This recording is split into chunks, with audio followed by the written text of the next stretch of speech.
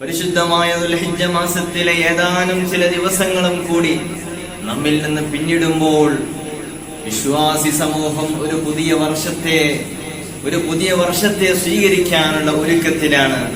നമ്മിലേക്ക് ഒരു new year കടന്നു വരികയാണ്. മുസ്ലിം ഉമ്മത്ത് ഹിജ്റ കലണ്ടർ പ്രകാരമാണ് ഇസ്ലാമിന്റെ അല്ലെങ്കിൽ ദീനിന്റെ എല്ലാ കാര്യങ്ങളും നടത്തിക്കൊണ്ടിരിക്കുന്നത്. അങ്ങനെയാണ് നടത്തേണ്ടതും.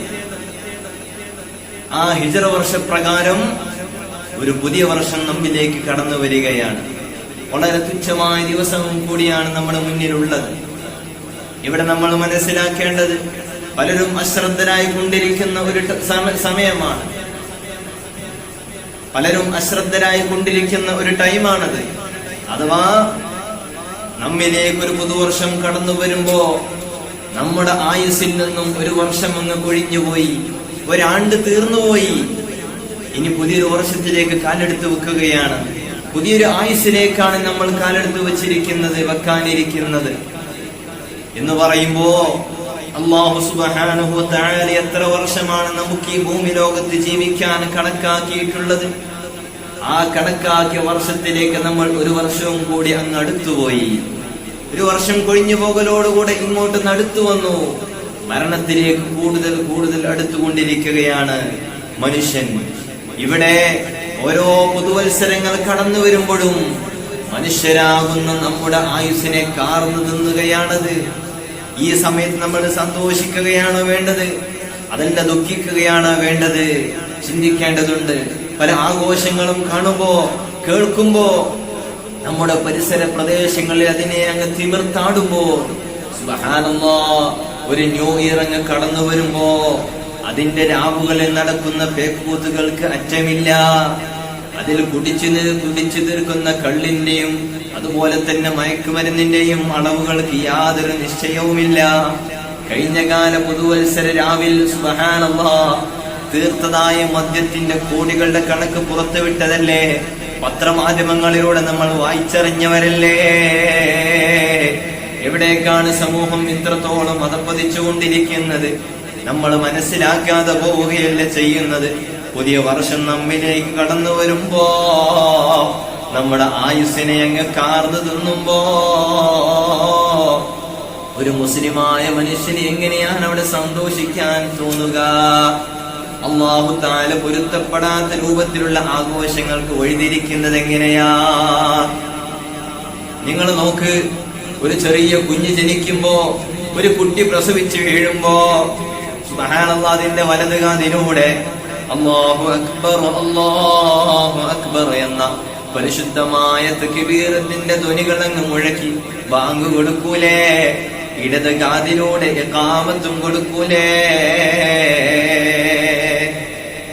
പള്ളിയിൽ നിന്ന് ബാങ്ക് കൊടുത്തു, നിസ്കാരത്തിന് വേണ്ടി ഇഖാമത്തും കൊടുത്താൽ പിന്നെ അവിടെ വല്ലാതെ താമസിക്കൂലല്ലോ, പെട്ടെന്ന് നിസ്കാരം തുടങ്ങും. എന്നാൽ ഇവിടെ ബാങ്ക് കൊടുത്തിട്ടുണ്ട്, ഇഖാമത്തും കൊടുത്തിട്ടുണ്ട്. പക്ഷേ ആ ഹോസ്പിറ്റലിൽ വെച്ചോ, പ്രസവിച്ച ഇടങ്ങളിൽ വെച്ചോ ആ കുട്ടിയുടെ മേലിൽ അവിടെ നിസ്കരിക്കുന്നില്ല. അവിടെ ബാങ്ക് കൊടുത്തിട്ടുണ്ട്, ഇഖാമത്ത് കൊടുത്തിട്ടുണ്ട്, നിസ്കാരം നടന്നിട്ടില്ല. ഇന്നൽ ഇൻസാന ഇദാ ഉലിദ ഉദ്ദിന വഉഖീമ ഫീ ഉദ്നിഹി വലമ്മാ യമൂതു ലാ അദാന വലാ ഇഖാമത ലിസ്വലാത്തിൽ മയ്യിതി. ഈ കുഞ്ഞ് ജനിച്ചപ്പോഴത് ബാങ്കും ഇഖാമത്തും കൊടുത്തു. പക്ഷേ മോനെ നെളിഞ്ഞ് നടക്കണ്ട, കിബിർ നാട്ടി നടക്കണ്ട, മരിക്കാൻ വല്ലാതെ സമയമില്ല എന്നാണ് അറിയിക്കുന്നത്. മരിച്ചു കഴിഞ്ഞാൽ വലാ അദാന വലാ ഇഖാമത ലിസ്വലാത്തിൽ മയ്യിതി. ആ മയ്യിത്തായി കിടക്കുന്ന അവന്റെ മേലിൽ നിസ്കരിക്കാൻ വേണ്ടി അവിടെ ബാങ്ക് കൊടുക്കുന്നില്ല, ഇഖാമത്ത് വിളിക്കുന്നില്ല. പെട്ടെന്ന് അങ്ങ് നിസ്കാരത്തിലേക്ക് കടക്കുന്നു. അതിനുള്ള ബാങ്കും ഇഖാമത്തുമാണ് ഇന്ന് ഇവൻ പ്രസവിച്ച ഉടനെ, ഇന്നലെ പ്രസവിച്ച ഉടനെ ഇവന്റെ കാതുകളിലൂടെ കൊടുത്തു വെച്ചിട്ടുള്ളത്.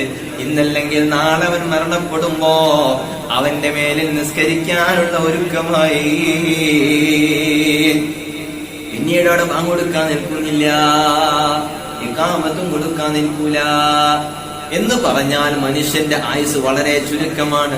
ബാങ്ക് ഇഖാമത്തിന്റെ ഇടയിലുള്ളതുമോ കുറഞ്ഞ ടൈം ഉള്ളതുപോലെ അതേ മനുഷ്യന്റെ ആയുസ്സും ജനിച്ചു കഴിഞ്ഞാൽ മരണത്തിലേക്ക് അടുക്കാൻ വല്ലാതെ കാലമില്ല.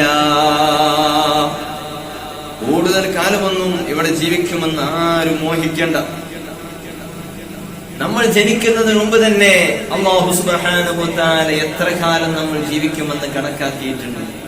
നിങ്ങൾ നോക്ക്, ഒരു ഉമ്മയുടെ ഗർഭാശയത്തിൽ, ഒരു ഉമ്മയുടെ വയറ്റിൽ ഒരു കുഞ്ഞ് ജനിക്കാൻ പിറവിയെടുക്കുമ്പോ, ജനിക്കാനുള്ള ഒരുക്കമാകുമ്പോ ആദ്യം തന്നെ അതിന്റെ ശരീരഭാവങ്ങളും അതിന്റെ എല്ലാ അവയവങ്ങളും ആത്മാവുകളും എല്ലാം അടങ്ങി ഒതുങ്ങിയതായ ഒന്നായിരിക്കൂല ആ ഗർഭത്തിനുള്ളിൽ ഉണ്ടായിരിക്കുക.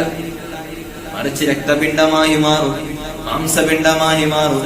ഇങ്ങനെ ഓരോ ഘട്ടങ്ങളിലൂടെ കടന്ന് ചെന്നിട്ടാണ് അവസാനം അതൊരു കുഞ്ഞിന്റെ രൂപഭാവങ്ങളിലേക്ക് ആ ഇറച്ചി കഷ്ണം എത്തിച്ചേരുക. അല്ലേ? അങ്ങനെയല്ലേ? അല്ലാതെ ഒറ്റയടിക്കങ്ങ് കുട്ടിയങ്ങുണ്ടായി പെട്ടെന്ന് അങ്ങ് പുറത്തുവിടണോ? 9 മാസം 10 ദിവസവും ആ കുഞ്ഞിന്റെ വളർച്ചയ്ക്ക് വേണ്ടിയുള്ള എല്ലാ പ്രോസസ്സിങ്ങും ആ ഉമ്മയുടെ ഗർഭാശയത്തിൽ ഇങ്ങനെ ഘട്ടം ഘട്ടമായി നടന്നുകൊണ്ടിരിക്കുകയാണ്.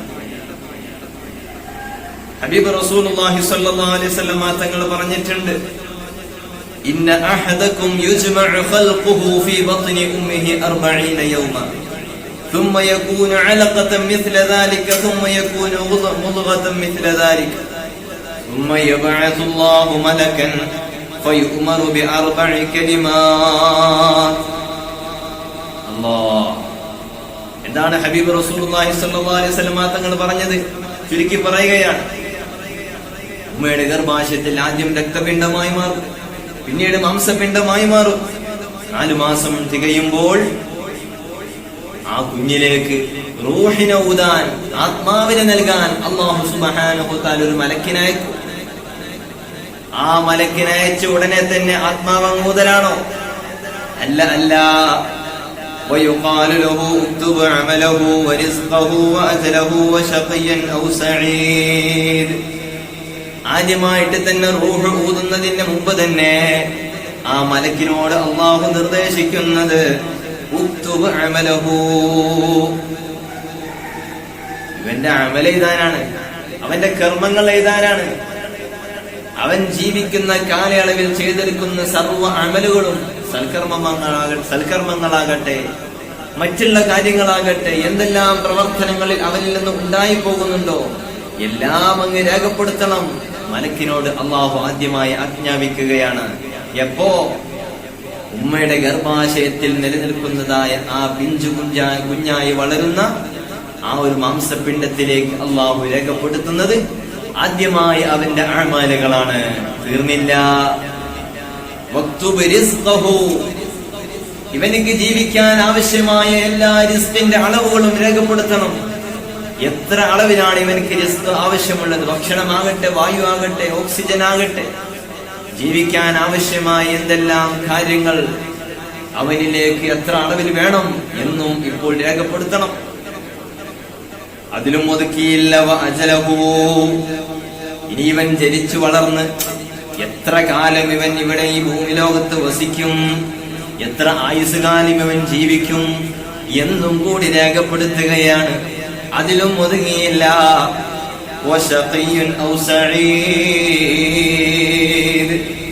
അതേ ജീവിച്ച് വർഷങ്ങളോളം ജീവിച്ച് 10, 20, 50, 60, 70, 80 വയസ്സുവരെയൊക്കെ ജീവിച്ചു. ആ വർഷക്കാലയളവിൽ ജീവിച്ചതായ ആ ഒരു സുഖങ്ങളെല്ലാം അനുഭവിച്ചുകൊണ്ട് റബ്ബിന്റെ അജലെത്തിയപ്പോ, അവന് റബ്ബിലേക്ക് അങ്ങ് യാത്രയായപ്പോ, ഇനി സ്വർഗത്തിലേക്കാണോ നരകത്തിലേക്കാണോ, അഥവാ വിജയിച്ചവരിലേക്കാണോ പരാജയപ്പെട്ടവരിലേക്കാണോ ഇവൻ കടന്നു ചെല്ലാനുള്ളത് എന്നും കൂടി അവിടെ നിന്ന് തീരുമാനിക്കുകയാ. സുബ്ഹാനല്ലാഹ്. നിങ്ങൾ നോക്ക്, ഉമ്മയുടെ ഗർഭാശയത്തിൽ നിന്ന് തന്നെ ഈ മനുഷ്യനായി വളർന്ന ഈ പിഞ്ചു കുഞ്ഞിലേക്ക് തന്നെ അവന്റെ ജീവിതത്തിന്റെ തുടക്കം മുതൽ ഒടുക്കം വരെയുള്ള എല്ലാ കാര്യം കാടാക്കുകയാണ്. അപ്പൊ നമുക്കൊരു സംശയം ഉണ്ടാകും, പിന്നെ എന്തിനാ നമ്മൾ സ്വർഗത്ത് കയറ്റണേ, നരകത്തിൽ നിന്ന് അകറ്റണേ എന്ന് റബ്ബിനോട് ചോദിക്കുന്നത്? നമ്മുടെയൊക്കെ നേരത്തെ തീരുമാനിക്കപ്പെട്ടിട്ടില്ലേ? അള്ളാഹു തീരുമാനിച്ച തീരുമാനത്തിന് മാറ്റം ഉണ്ടാകുമോ? നമുക്ക് വല്ല മുസീബത്തുകളോ നരകത്തിന് വിറകാകുന്ന വല്ല കാരണങ്ങളോ അള്ളാഹു കണക്കാക്കിയിട്ടുണ്ടെങ്കിൽ നമ്മുടെ ജീവിതത്തിന് മുന്നിൽ നമുക്ക് നന്മയും തിന്മയും വ്യക്തമാക്കി തന്നിട്ടുണ്ട്. കസ്ബ് ഇഖ്തിയാർ എന്നൊരു സംഗതി മനുഷ്യന് അള്ളാഹു തആല കൊടുത്തിട്ടുണ്ട്.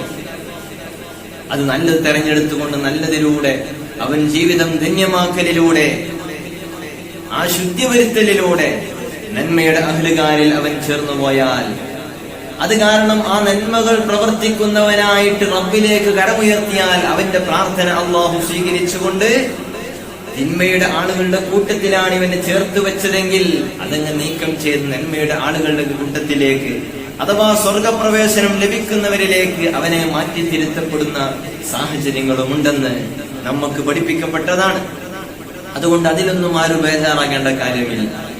ഏതായാലും ഇരിക്കട്ടെ, നമ്മെ സംബന്ധിച്ചിടത്തോളം നമ്മുടെ തുടക്കം മുതൽ ഒടുക്കം വരെയുള്ള എല്ലാ കാര്യങ്ങളും ഉമ്മയുടെ ഗർഭാശയത്തിൽ നമ്മൾ പിറവിയെടുക്കുന്നതിന് മുമ്പ് തന്നെ രേഖപ്പെടുത്തി വച്ചിരിക്കുന്നു എന്നുള്ളത് നമ്മൾ മനസ്സിലാക്കി കഴിഞ്ഞിട്ടുണ്ട്. അതുമാത്രവുമല്ല, നമുക്കൊക്കെ ഒരു തന്റേടവും ബോധവും വരാൻ വേണ്ടി, ഒരു വേജാറും വേവലാതിയും വരാൻ വേണ്ടി അല്ലാഹുവിന്റെ ഹബീബ് റസൂലുള്ളാഹി സ്വല്ലല്ലാഹു അലൈഹി വസല്ലമ തങ്ങൾ പഠിപ്പിച്ചു തന്നിട്ടില്ലേ? അഅ്മാർ ഉമ്മത്തി മാ ബൈന 60 ഇലാ 70 വഅഖല്ലുഹും മൻ യജൂസു ദാലിക. ഇവിടെ 100 വർഷം വരെ ജീവിക്കും, അല്ലെങ്കിൽ ഒരു 80 വർഷം വരെ ജീവിക്കും.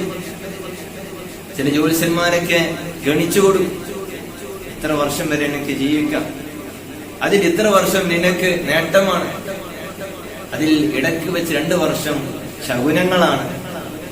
ഇങ്ങനെയൊക്കെ പലതും ഗണിച്ചു കൊടുക്കും. എന്നാൽ ഓരോ മനുഷ്യനും എത്ര വർഷക്കാലം ജീവിക്കുമെന്ന് അല്ലാഹു തീരുമാനിച്ചിട്ടുണ്ട്.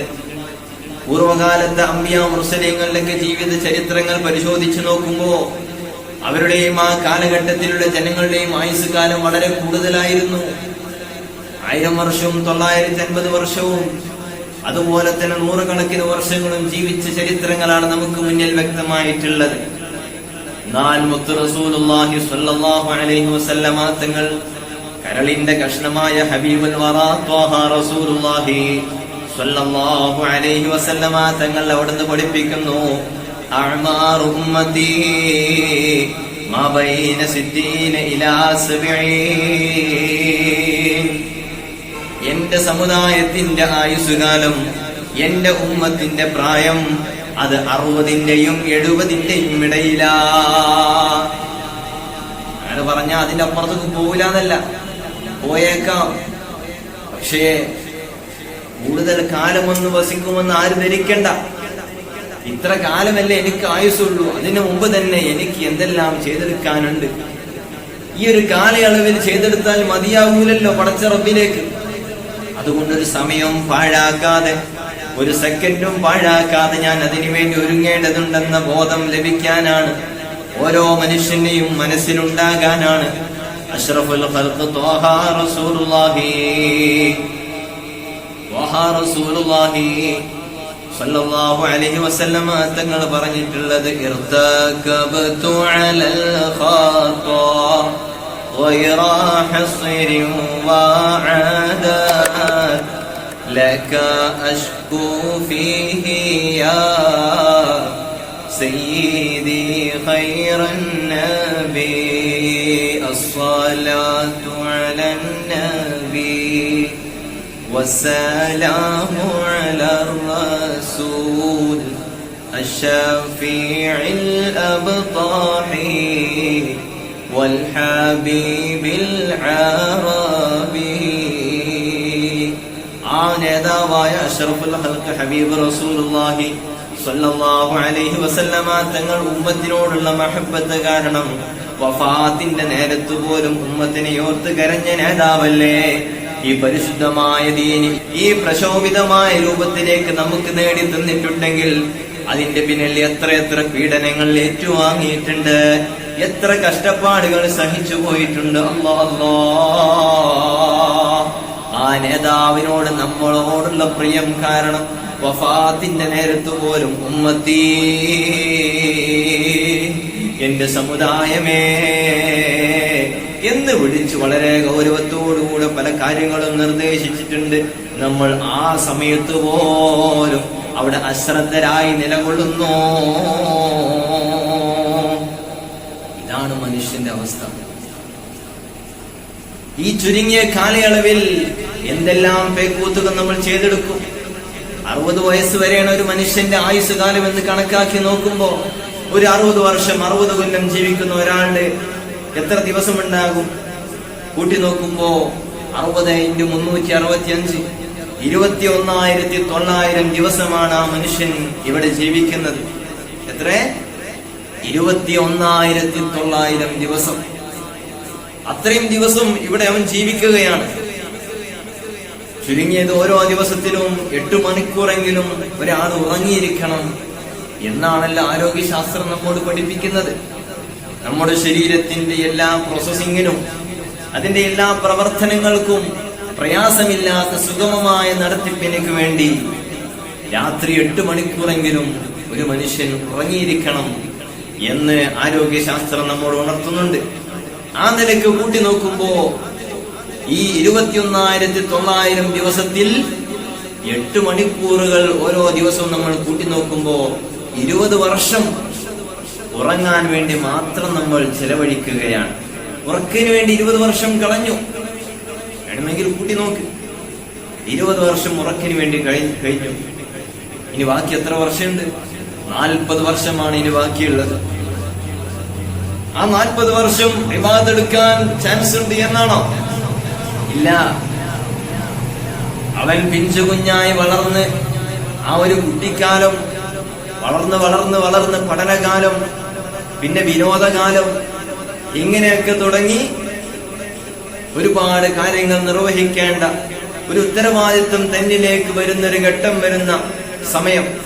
ആ ഒരു സമയം കൂട്ടി നോക്കുമ്പോൾ ഏകദേശം 25 വർഷം അല്ലെ? 25 വയസ്സ് വരെ ഒരാളുടെ പഠനവും അതുപോലെ തന്നെ കുട്ടിക്കാലവും മറ്റുള്ള പ്രവർത്തനങ്ങളെല്ലാം നടന്നു പോകുന്ന ആ ഒരു കാലയളവ് ഒരു 25 വർഷം നമുക്ക് കൂട്ടാം. 40 നിന്ന് 25 വർഷവും കഴിഞ്ഞു. ഇനി ബാക്കി എത്ര ഉണ്ടാകും? 15 വർഷം. ആ 15 വർഷത്തിൽ ഇനി എന്തെല്ലാം നടക്കാനുണ്ട്?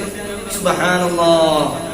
ആ ഒരു കാലയളവ് ബാക്കി കിട്ടുന്ന 15 വർഷം കുടുംബം നോക്കണം, നാടിന് വേണ്ടി പ്രവർത്തിക്കണം, എല്ലാവിധ മേഖലകളിലും ഇടപെടണം, രാഷ്ട്രീയ, സാംസ്കാരിക, സാമൂഹിക രംഗങ്ങളിലൊക്കെ ഒരുപാട് നേതൃത്വ പദവിവൽക്കരിക്കണം. ഇങ്ങനെയൊക്കെയുള്ള ഓരോ കാര്യങ്ങൾക്ക് വേണ്ടിയുള്ള ഓട്ടപ്പാച്ചിലുകളാണ്, അതിനുവേണ്ടിയുള്ള പ്രവർത്തനങ്ങളാണ്, രാഷ്ട്രീയ പ്രവർത്തനങ്ങൾക്ക് വേണ്ടി ഇറങ്ങാനുള്ള തയ്യാറെടുപ്പുകളാണ്. ഈ 15 വർഷം ഇങ്ങനെയും കളഞ്ഞുപോയാൽ പിന്നെ റബ്ബിലേക്ക് എടുക്കാൻ അവനക്ക് എവിടെയാണ് സമയമുള്ളത്? പിന്നെ എത്ര നിമിഷങ്ങളാണ് അതിനു വേണ്ടി മാറ്റിവെക്കാനുള്ളത്? അതുകൊണ്ട് മുഅ്മിനീങ്ങളെ, ഒരു സമയം നമുക്ക് കളയാനില്ല. നമ്മെ സംബന്ധിച്ചിടത്തോളം നമ്മുടെ അപ്പുറവും ഇപ്പുറവും 2 ഇരുട്ടറകളാണ്. 2 ഇരുട്ടറകൾക്കുള്ളിലാണ് നമ്മൾ നിലകൊള്ളുന്നത്. ഒന്നാമത്തെ ഇരുട്ടറയാതാ, അതാണ് ഉമ്മയുടെ ഗർഭാശയം. ആരെങ്കിലും സോളാർ ലൈറ്റ് കൊടുത്തിട്ടുണ്ടാ? ഇല്ല. വലിയ ഹൈമാസ് ലൈറ്റ് ഉമ്മയുടെ ഗർഭാശയത്തിന്, ഉമ്മയുടെ വയറിനുള്ളിലുണ്ടാ? ഇല്ല. അതൊരു ഇരുട്ടറയാണ്. ആ ഇരുട്ടറയിൽ നിന്നും വെളിച്ചത്തിലേക്ക് വന്ന് വീണ്ടും ഒരു ഇരുട്ടറയിലേക്ക് കടന്നു പോകാനുള്ളതാണ് ഖബറാകുന്ന ഇരുട്ടറ. ഖബറെന്ന് കേട്ടാൽ തൽക്ഷണം ഞെട്ടേണ്ടതാ, കണ്ടാലുടൻ വാ വിട്ട് നീ കരയേണ്ടതാ. അല്ലേ? ആ പാട്ടൊക്കെ നമ്മൾ കേട്ടവരാ. ഖബറിനെ കുറിച്ചും ഖബറിലെ വേദനകൾ, പ്രയാസങ്ങൾ, അപകടങ്ങൾ, അദാബുകൾ എല്ലാം വളരെ വർണ്ണിച്ചുകൊണ്ടുള്ള കാവ്യസംഹാരം. മഹത്തായ അൽ മവാഹിബുൽ ജലിയ, തഴവാസ്ഥാന്റെ വൈത്തുകളൊക്കെ നമ്മൾ വായിച്ചു പഠിക്കണം. ഒരുപാട് കാര്യങ്ങൾ അതിലൂടെ മനസ്സിലാക്കാനുണ്ട്. ഇരിക്കട്ടെ, ആ ഖബറാകുന്ന ഇരുട്ടറയിലേക്കാണ് നമ്മൾ പിന്നീട് കടന്നു ചെല്ലാനുള്ളത്. അപ്പോ നമ്മുടെ രണ്ട് സൈഡിലും ഇരുട്ടറകളാണ്, അതിനിടയിലാണ് നമ്മൾ ഉള്ളത്. അതുകൊണ്ട് തന്നെ അല്ലാഹു സുബ്ഹാനഹു വ തആല നമുക്ക് വളരെ ബഹുമാനത്തോടുകൂടെ നൽകിയതായ അനുഗ്രഹമാണ് നമ്മുടെ ആയുസ് എന്നുള്ളത്. ആ ആയുസ്സുകാലം സുബ്ഹാനല്ലാഹ്, ആയുസില്ലെങ്കിൽ പിന്നെ നമ്മളുടെ അധികാരം മോഹിച്ചിട്ട് കാര്യമുണ്ടോ? ഒരുപാട് പണം ഉണ്ടാക്കണമെന്ന് കരുതിയിട്ട് കാര്യമുണ്ടോ? വലിയ പ്രതാപം നടിക്കണമെന്ന് പറഞ്ഞിട്ട് കാര്യമുണ്ടോ? ഒന്നും ഉപകരിക്കൂലല്ലോ. നാളെ മരിക്കുന്ന ആൾക്ക് എന്തിനാണ് പണം? ഇന്നിവിടെ ജീവിച്ച് നാളെ മരിക്കാൻ പോകുന്ന ആളാണ്. പ്രസിഡന്റ് സ്ഥാനം, അതല്ലെങ്കിൽ മുഖ്യമന്ത്രി സ്ഥാനം, അല്ലെങ്കിൽ രാജ്യത്തിന് ഉയർന്ന തലത്തിലുള്ള അധികാരം എനിക്ക് വേണമെന്ന് മോഹിച്ചിട്ട് വല്ല കാര്യമുണ്ടോ? നാളെ മരിക്കാനുള്ള ആളാ, ഒന്നിനും ടൈമില്ല. എന്നാൽ അതെല്ലാം അനുഭവിക്കാൻ, എല്ലാ സുഖങ്ങളും ആസ്വദിക്കാനുള്ള ഒരു സമയം വേണം. അതാണ് പരിശുദ്ധമാക്കപ്പെട്ട ഖുർആൻ ശരീഫിലെ വളരെ ചെറിയ സൂറത്താകുന്ന സൂറത്തുൽ അസ്ർ നമ്മോട് ഓർമ്മിപ്പിക്കുന്നത്. ബിസ്മില്ലാഹിർ റഹ്മാനിർ റഹീം. വൽ അസ്രി ഇന്നൽ ഇൻസാന ലഫീ ഖുസ്ർ إلا الذين آمنوا وعملوا الصالحات وتواصوا بالحق وتواصوا بالصبر